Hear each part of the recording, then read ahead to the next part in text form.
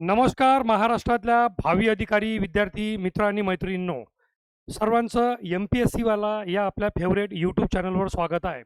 तुम्हाला भावी अधिकारी म्हणण्याचं कारण आता येत्या काही दिवसामध्ये म्हणजे मोजक्या 2-3 दिवसामध्ये राज्यसेवेची पूर्वपरीक्षा येत आहे.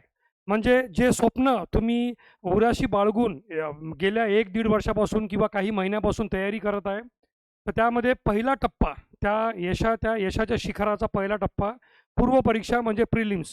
त्यानंतर मेन्स होईल आणि त्यानंतर मग इंटरव्ह्यू येईल. परंतु पूर्वपरीक्षा सर्वात कठीण मानण्यात येते, सर्वात कठीण. तुम्ही कोणत्याही टॉपर किंवा ज्या लोकांनी आतापर्यंत विविध प्रकारच्या पोस्ट काढलेल्या आहे, त्या सगळ्यांना जर विचारलं, त्यांचं एक कॉमन एकमत असणार की सर्वात कठीण परीक्षा म्हणजे पूर्वपरीक्षा. म्हणून तिला स्क्रीनिंग टेस्ट म्हणतात. तर आजच्या व्हिडिओमध्ये आपण एम-पी-एस-सीची राज्यसेवा पूर्वपरीक्षा 2026 यामध्ये लास्ट मिनिट टिप्समध्ये काय करावे आणि काय करू नये. तर मी तरी तुम्हाला स्पेशली काय करावे यापेक्षा काय करू नये यावर जास्त भर देईल. कारण काय करावे म्हणजे जगाची रीत आहे की काय करावे यासाठी जगामध्ये फुकट भरपूर करोडो सल्ला भेटतो. लाखो पण नाही, करोडोचा सल्ला भेटतो करोडोमध्ये. काय करावं? पण काय करू नये हे मात्र फारच क्वचित लोकं सांगतात. त्यामुळे विद्यार्थी मित्रांनो, आजच्या व्हिडिओमध्ये राज्यसेवा पूर्वपरीक्षेला जाताना आणि लिटरली परीक्षेमध्ये त्या 10 ते 12 अशा 2 तासामध्ये पहिला जी-एस पेपर 1 आणि त्यानंतर नाही का दुपारी 3 ते 5 जो आहे तुमचा दुसरा पेपर, तो जी-एस पेपर 2 ह्या सॉल्व्ह करताना नेमकं काय करू नये आणि काय करावं या दोघांची चर्चा आपण आजच्या या छोटेखानी व्हिडिओमध्ये करणार आहोत. सर्वप्रथम त्या अनेक चमत्कारिक आणि फार अतिजास्त हुशार विद्यार्थ्यांसाठी हा म्हणजे ही पहिली टीप आहे. अनेक विद्यार्थी आहेत ज्यांना आपण खतरो के खिलाडी म्हणतो, खतरो के खिलाडी. कारण या विद्यार्थ्यांनी राज्यसेवेचा फॉर्म फॅमिली प्रेशरमध्ये भरलेला आहे किंवा मित्र-मैत्रिणींनी फॉर्म भरलेला आहे, म्हणून मी पण भरलेला आहे किंवा सध्या ग्रॅज्युएशन झाल्यानंतर बाकी काहीच करायला नव्हतं, त्यामुळे फॉर्म भरलेला आहे.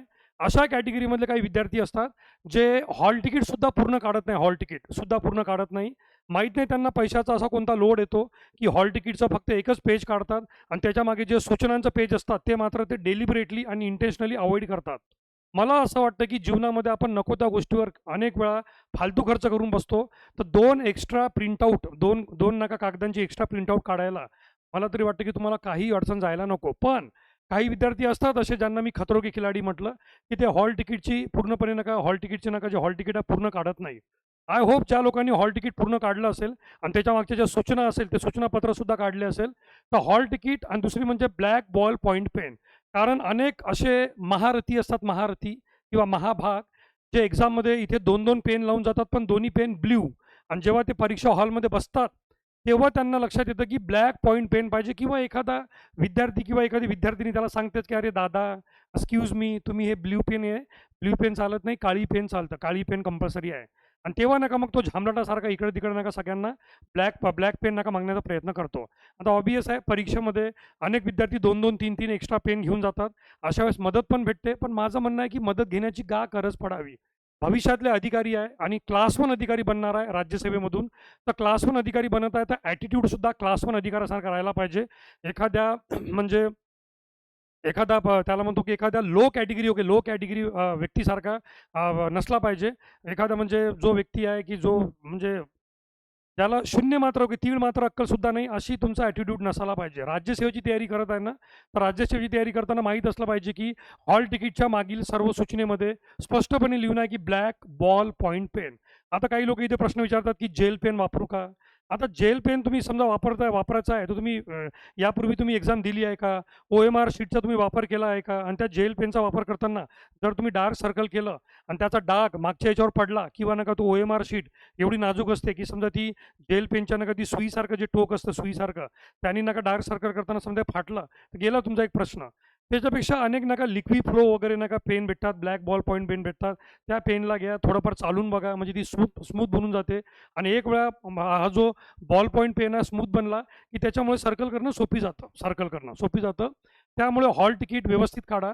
ब्लॅक बॉल पॉइंट पेन आणि तुमचं मूळ ओळखपत्र आहे की नाही, मूळ ओळखपत्र म्हणजे मॅक्सिमम टाईम तर आधार वापरण्याचा प्रयत्न करा. पण काही विद्यार्थी आता आधारच्या ऐवजी त्यांचं नका बँकेचं नका पासबुक किंवा ड्रायव्हिंग लायसन्स किंवा पॅन कार्ड जे काही आहे, कारण हॉल तिकीटच्या मागील सूचनेमध्ये स्पष्टपणे म्हटलेलं आहे की तुमचा फोटो असलेला आय डी पाहिजे, फोटो असलेला. मग तो आधार कार्ड आहे किंवा आधार कार्ड कंपल्सरी केला असेल तर मग आधार कार्ड घेऊनच जा. आणि साधारणतः माझं म्हणणं आहे, की आधार कार्ड आता भारतामध्ये सर्वात मोठी नाही का एक नाही का म्हणजे कोणत्याही प्रकारची ओळखीची आयडेंटिटीचा नाही का एक पुरावा बनलेला आहे, पुरावा आयडेंटिटीचा. नागरिकत्वासाठी नाही, पण कोणत्याही जागी आधार कार्ड मागतात म्हणजे मागतात. मला वाटतं, की आधार कार्ड न्यावं म्हणजे न्यावं. आधार कार्डच्या व्यतिरिक्त समजा तुम्ही पॅन कार्ड किंवा बँक पासबुक नेलं, तर ती मूळ ओळखपत्र म्हणजे ओरिजिनल आणि त्यासोबत नका त्याच्या छायांकित प्रत कमीत कमी 2 घेऊन जा. 2 पहिला जी-एस पेपर 1 साठी आणि जी-एस पेपर 2 साठी घेऊन जावा. कारण इथे सुद्धा काही नाही का महारथी असतात, जे ब्लॅक ब्लॅक पेनच्या ऐवजी निळी पेन आणलेले असतात त्यांनी आणि तिथे गेल्यानंतर त्यांना माहीत पडतं, की इथे झेरॉक्स पण पाहिजे झेरॉक्स. मग नका ते म्हणतात, की मॅडम आणि फार चांगलं आहे आपल्या महाराष्ट्रामध्ये, की सेंटरमध्ये नका सगळे नका जे टीचर लोक वगैरे आहे इन्व्हिजिलेटर ते म्हणतात, की ज्या लोकांजवळ ओरिजिनल नका जे आय डी कार्ड आहे त्याचे झेरॉक्स नसेल त्यांनी कृपया करून सांगा, तुमची झेरॉक्स काढून देण्यात येईल. तर मग ते वेळेवर नका तिथे झेरॉक्स काढायला सुद्धा सांगतात. पण माझं असं म्हणणं आहे, की ठीक आहे कोऑपरेशन आहे याचा फायदा घेऊ नये. हॉल तिकीट जो आहे हॉल तिकीट मूळ हॉल तिकीट ओके मूळ हॉल तिकीट याची झेरॉक्स नाही, मूळ हॉल तिकीट जी डाउनलोड तुम्ही केलेली आहे त्याची प्रिंटआउट तुम्ही काढलेली आहे. ब्लॅक बॉल पॉईंट पेन 2 घेऊन जा. अडीअडचणीमध्ये एकाच पेनमध्ये होतं पण 2 घेऊन जा आणि मूळ ओळखपत्र आधार कार्ड किंवा पॅन कार्ड किंवा जे काही असेल त्याच्या कमीत कमी 2 झेरॉक्स आवर्जून पहिल्या 1 दिवस पहिले तपासून घ्या. तुमच्या बॅगमध्ये ठेवून द्या आणि झोपताना सुद्धा एक वेळ बरोबर नाही का 1 बाय 1 त्यांना बघा आणि त्यानंतर निश्चित झोप घ्या. सर्वात महत्त्वाची म्हणजे हॉल तिकीटच्या मागील सर्व सूचना काळजीपूर्वक वाचा. कारण अनेक विद्यार्थी वाचत नाही आणि मग त्यांना माहीत नसतं, की नेमकं काय परीक्षेमध्ये आपल्याला काय-काय सांगितलेलं आहे आणि परीक्षेमध्ये आपल्याला काय डूज अँड डोंट्स आहे. सर्वात महत्त्वाची गोष्ट की परीक्षा केंद्रावर 2 तास तरी कमीत कमी पोहोचण्याचा प्रयत्न करा. अनेक विद्यार्थी सेंटर आपल्या घरापासून 2 तासावर आहे, तर सकाळी 4 वाजता, सकाळी 5 वाजता निघतात. म्हणजे झोप न घेता.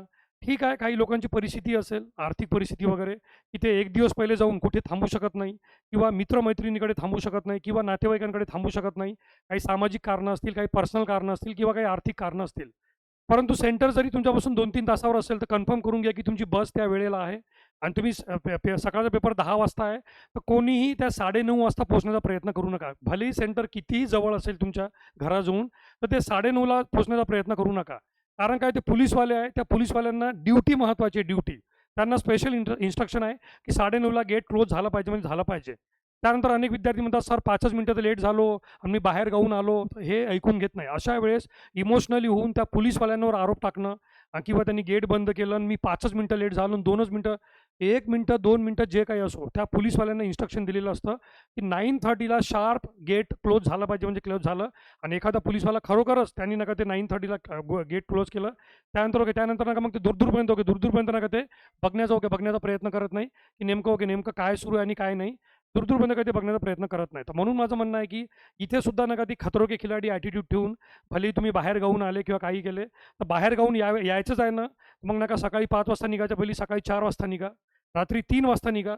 पण नका सकाळ होता तुम्ही 5-6 वाजता त्या गावात पोहोचले, तिथे फ्रेश व्हा, कुठे जेव्हा कॉमन टॉयलेट बाथरूममध्ये फ्रेश व्हा आणि तिथे नाश्ता वगैरे करून सेंटरवर पोहोचून जा. भलेही पेपर 10 वाजता आहे, पण तुम्ही सेंटरवर 8-8:30 पर्यंत पोहोचले पाहिजे. किमान 2 तास 2 तास पहिले पोहोचण्याचा प्रयत्न करा. 9:30ला पोहोचून नका त्या पोलिसवाल्यासोबत हुज्जत घालणं आणि त्या पोलिसवाल्याला सांगणं, की आमचा शेवटचा अटेम्प्ट आहे, आमचा करिअर बरबाद होईल आणि मी बाहेर गाऊन आलो, माझं असं, माझं तसं.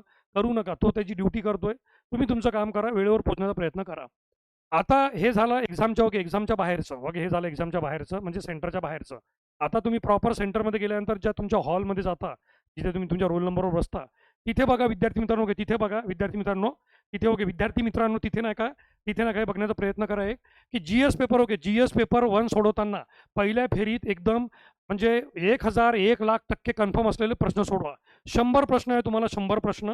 या 100 प्रश्नामध्ये ऑबियस आहे आणि 120 मिनिटं तुम्हाला 120 मिनिट आहे. 120 मिनिट आणि प्रश्न मात्र 100 आहे. प्रश्न 100 आहे. त्यामुळे आरामशीर वेळ पुरतो आरामशीर. म्हणजे राज्यसेवेमध्ये तर कमीत कमी वेळेची कोणतीही टंचाई नाही. आजपर्यंत राज्यसेवेमध्ये कसे असे मोठमोठाले प्रश्न काढले नाही आयोगाने. फार मोठमोठाले लेंग्दी प्रश्न असे काढले नाही. त्यामुळे आणि सर्वात महत्त्वाची बाब की यावर्षी UPSCचा जो पूर्वपरीक्षेचा पेपर झाला, त्यामुळे महाराष्ट्रातल्या अनेक विद्यार्थ्यांनी नका त्यांच्या आतमध्ये म्हणजे धाक वचक बसलेली आहे. तर डोंट वरी, मी ओरडून सांगतो आणि कन्फर्म सांगतो की UPSCचं आणि MPSCची स्टाईल वेगळी आहे. त्यामुळे UPSCच्या पूर्वपरीक्षेत काय घडलं, त्याचा MPSCच्या राज्यसेवा आणि कंबाईनच्या परीक्षेशी काही घेणं-देणं नाही. आजपर्यंत असं कधीच झालं नाही आणि आजपर्यंत रेकॉर्ड आहे UPSCच्या पेपर सेट करणं आज भारतातल्या 28 राज्यांच्या पब्लिक सर्व्हिस कमिशनला जमलेलं नाही, किंबहुना ते जमणार पण नाही, किंवा तो एक प्रकारचा हेच असेल, फॅक्ट असेल की UPSCचा एक पेपर स्टँडर्ड वेगळाच असणार आणि राज्यसेवेच्या प्रत्येक राज्यातल्या राज्यसेवेचा पेपर स्टँडर्ड वेगळा असणार. तर मी पुन्हा रिपीट करू इच्छितो विद्यार्थी मित्रांनो, की तुम्हाला 120 मिनिटात 100 प्रश्न सोडवायचे आहे आणि हे प्रश्न UPSCच्या पूर्वपरीक्षेसारखे नसणार. हे दरवर्षी आपली राज्यसेवेची जी परीक्षा आहे त्याच लेवलवर येणार. काही विषयांमध्ये कमी जास्त होणार प्रश्न. एखादा विषय मागच्या वर्षी सोपी होता, हिस्ट्री, यावर्षी कठीण येणार, किंवा पॉलिटीमध्ये मागच्या वर्षी 15 प्रश्न होते, यावर्षी 10 प्रश्न येणार, किंवा मागच्या वर्षी 10 प्रश्न होते, यावर्षी 15 प्रश्न येणार. पण या व्यतिरिक्त जो स्टँडर्ड आहे तो एकदमच UPSC सारखा होणार असं बिलकुल नाही. पहिली भीती मनातून काढून टाका. आणि 120 मिनिटात 100 प्रश्न सोडवायचे तर तुम्हाला आरामशीर पहिली फेरी, दुसरी फेरी करायला वेळ भेटते. पहिल्या राऊंडमध्ये जे 100% कन्फर्म आहे, मग भलेही नाही का ते 30 असो, 40 असो, की 30 असो, 40 असो, पहिल्या फेरीमध्ये ओके, पहिल्या फेरीमध्ये 30-40 ओके, 30-40 नाही का, जे काही प्रश्न असेल, जे काही प्रश्न 30 असेल, 40 असेल, त्याला घाबरण्याची काळजी करायची नाही. ओके, पहिल्या फेरीमध्ये 30 किंवा 40 किंवा जे 50 प्रश्न आहे, कन्फर्म जे आहे, कन्फर्म म्हणजे 100% तुम्हाला माहीत आहे की याचा आन्सर हेच आहे, दुसरं राहूच शकत नाही, तसे आन्सर क्लिक करा. म्हणजे एक नका बेस तयार होतो, बेस की आता मला रिस्क किती घ्यायचे. समजा तुम्ही पहिल्या फेरीमध्ये 100 पैकी 50 प्रश्न एकदम ॲक्युरेट, म्हणजे ॲक्युरेट, तुम्हाला आन्सर कीची पण गरज नाही, तुम्हाला माहीत आहे की याचा आन्सर हे आहे म्हणजे आहे, असे तुमचे 50 प्रश्न सॉल्व्ह झाले, तर तुम्हाला आता माहीत आहे की आता आपल्याला रिस्क किती घ्यायची, 50-50 प्रश्न किती सोडवायचे, आणि नका म्हणजे डोळे बंद करून नका रिस्क किती घ्यायची याचा तुम्हाला अंदाजा येतो. त्यामुळे नका जे 50-50 प्रश्न आहे म्हणजे कन्फर्म ओके, पहिल्या फेरीमध्ये कन्फर्म असलेले प्रश्न सोडवल्यानंतर दुसऱ्या फेरीमध्ये 50-50 असणारे प्रश्न, आणि या 50-50 प्रश्न असणाऱ्यामध्ये इलिमिनेशन मेथड वापरा. आणि मी नेहमी म्हणतो की आयोग तुम्हाला नेहमी मदतच करते, ठीक आहे, आयोग तुम्हाला नेहमी मदतच करते. आयोगाची नेहमीची मदत म्हणजे काय, की आयोग तुम्हाला त्या मोठमोठ्या प्रश्नामध्ये सुद्धा कुठे ना कुठे नका एक असा ऑप्शन देतो की जो ऑप्शन तुम्ही इलिमिनेट केला तर बाकी तुमचं आन्सर आपोआप येतं. म्हणजे भलेही तुम्हाला बाकीचे ऑप्शन माहीत असो की नसो, तुम्हाला बाकीचे पर्याय माहीत असो किंवा नसो, पण एक चुकीचा ऑप्शन तुम्ही त्यातून काढून टाकला तर मग ते ABCD, ACD, BCD अशा प्रकारचे तुमचे ऑटोमॅटिकली आन्सर निघतात. त्यामुळे प्रश्न जेवढा मोठा त्याचं उत्तर काढणं तेवढं सोपी असतं, आणि तिथे इलिमिनेशन मेथडचा पुरेपूर वापर करा, भरपूर वापर करा. 1/4 निगेटिव्ह मार्किंग असल्यामुळे थोडीफार रिस्क घ्या, पण ती अंधाधुंद नको.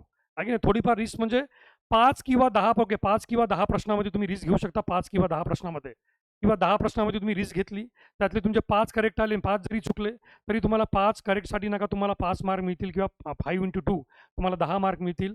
आणि ते 1/4मध्ये ओके, 1/4मध्ये नका तुमचे जे आहे ते निगेटिव्ह मार्क तुमचे जातील. 5मध्ये 1/4 निगेटिव्ह मार्कमध्ये हार्डली नका तुमचे, म्हणजे तुमचे काय 1-2 मार्क जातील, तरी तुम्हाला नका 7 ते 8 मार्क्सचा नका तुम्हाला फायदा आहे, 7 ते 8 मार्क्सचा फायदा आहे जर तुम्ही अशी रिस्क घेतली तर. त्यामुळे रिस्क थोडीफार घ्या, थोडीफार. 1/4 निगेटिव्ह मार्किंग असल्यामुळे रिस्क थोडीफार घ्या, पण अंधाधुंद नको.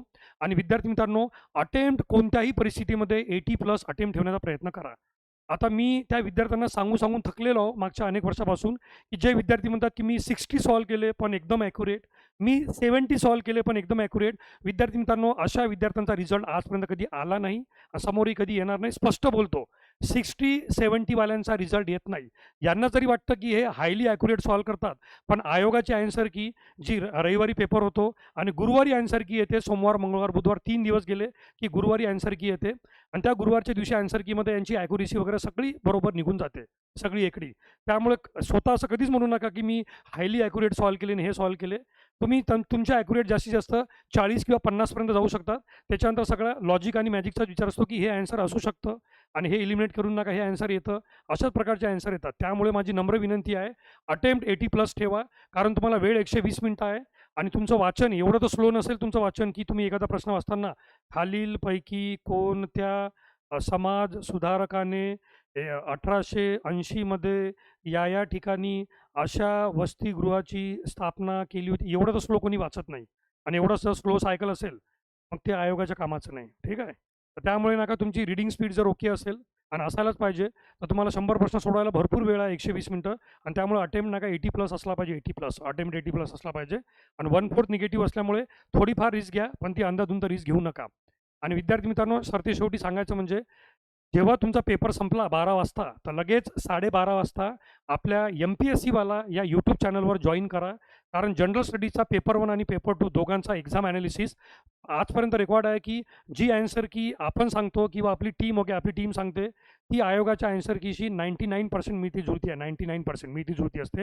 हार्डली 1-2 क्वेश्चनमध्ये काही ॲम्बिग्युइटी होतात. त्यातही आपले एड्युकेटर इमानदारीने कबूल करतात, की या प्रश्नाला आपण नंतर बघूया किंवा या प्रश्नाचं उत्तर कन्फर्म सांगता येत नाही, हे इमानदारीने सांगतात. परंतु 99% मध्ये आपली ॲन्सर की म्हणजे आयोगाच्या ॲन्सर कीसोबत एक्झॅक्टली मिळती-जुळती असते. त्यामुळे 12 वाजता तुमचा पेपर संपेल जी-एस पेपर 1चा, तर 12:30 वाजता या सर्व टीमसोबत एम-पी-एस-सीवाल्याच्या या सर्व एड्युकेटरच्या टीमसोबत जॉइन व्हायला विसरू नका. आपले डिटेल ॲन्सर की तुम्हाला सांगण्यात येईल विथ एक्सप्लेनेशन. आणि त्यानंतर तसाच नका संध्याकाळी तुमचा 5 वाजता पेपर संपल्यानंतर 5:30 वाजता सी-सॅटचा जो तुमचा पेपर आहे, सी-सॅटचा पेपर जो क्वालिफाईंग पेपर आहे, त्यामध्ये अटेम्प्ट व्यवस्थित करा. क्वालिफाय होण्याइतकेच, जास्त रिस्क घ्यायची गरज नाही त्यामध्ये. तर अशा दोन्ही पेपरचं नका डिटेल ॲनालिसिस आपल्याला एम-पी-एस-सीवाला या यूट्यूब चॅनल भेटेल. लक्षात ठेवा, चॅनलचं नाव आपलं एम-पी-एस-सी वाला. ओके, एम-पी-एस-सी वाला या आपल्या यूट्यूब चॅनलवर ॲब्सोल्युटली फ्री आहे. बिलकुल मोफत आहे. कोणत्याही प्रकारचं काही हे नाही. फक्त यूट्यूब चॅनलवर जाऊन एम-पी-एस-सी वालावर जनरल स्टडीच्या ॲनालिसिससाठी जॉइन व्हायला विसरू नका. तर विद्यार्थी मित्रांनो, काय करावं, काय नाही करावं, या सेशनमध्ये तुम्हाला जेवढे आवश्यक बाबी आहे तेवढ्या सांगितल्या. कृपया करून या सगळ्या बाबींचा फॉलोअप करा. पुन्हा सांगतो, अटेम्प्ट 80+ करा. 1/4 निगेटिव्ह आहे, त्यामुळे 100 पैकी 100 मारण्याचा प्रयत्न करू नका. एवढी मोठी पण रिस्क घेऊ नका. आणि hall ticket, black ball point pen आणि तुमची मूळ आयडेंटिटी कार्ड, आधार कार्ड किंवा पॅन कार्ड मूळ ओरिजिनल आणि त्याच्या कमीत कमी 2 झेरॉक्स आठवणीने न्या. एक रात्री पहिलेच कन्फर्म करा. सेंटरवर 2 तास पहिले पोहोचा. आणि सेंटरवर हॉलमध्ये गेल्यानंतर कोणाला पेन मागणे किंवा वेळेवर झेरॉक्स काढणे अशी परिस्थिती आणू नका. कारण त्याचा इम्पॅक्ट पेपरमध्ये पडतो घाबरलेला, की आपण हॉल तिकीट आणलं नाही किंवा आपण नाही का आपली मूळ आयडेंटिटी कार्ड आणलं नाही किंवा आपण झेरॉक्स आणल्या नाही, त्याची जी भीती निर्माण होते त्याचा नका इम्पॅक्ट पेपरवर पडतो. पेपरवर नको ते प्रश्न चुकतात आणि जे इझी प्रश्न आहेत ते पण चुकतात. आणि त्यामुळे तुम्ही ऑलरेडी परीक्षेच्या 1 दिवस पहिले तुम्ही घाबरलेले असतात. तर या घाबरगुंडीचा फायदा आयोग घेतं.